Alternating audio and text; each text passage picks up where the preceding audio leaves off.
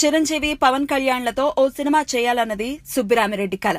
ఈ విషయాన్ని ఓ ఫంక్షన్ లో చిరు ముందే బయటపెట్టారు. అంతేకాదు, వారం తిరక్క ముందే మెగా మల్టీస్టారర్ చేస్తున్నానంటూ ఓ ప్రకటన విడుదల చేశారు. దర్శకుడిగా త్రివిక్రమ్ పేరు ఖరారు చేశారు. చిరు, పవన్, త్రివిక్రమ్లతో సంప్రదింపులు అయిపోయాయని, త్వరలోనే ఈ సినిమా పట్టాలెక్కుతుందని వార్తలొచ్చాయి. ఈ సినిమా కోసం ఏకంగా ఈ ముగ్గురికే 60 కోట్ల వరకు పారితోషికాలు ముట్టజెప్పారని వార్తలొచ్చాయి. అయితే ఇదంతా ఉత్తుత్తునే అని తేలిపోయింది. అసలు సుబ్బిరామిరెడ్డి తన దగ్గర మెగా మల్టీస్టారర్ ప్రస్తావన తీసుకురాలేదని పవన్ తేల్చేశాడు. ప్రస్తుతం అమెరికా పర్యటనలో ఉన్న పవన్ ని అక్కడి అభిమానులు మెగా మల్టీస్టారర్ ఎప్పుడు అని ప్రశ్నించారు. అసలు ఆ సంగతే తనకి తెలీదని సమాధానం ఇచ్చాడు పవన్.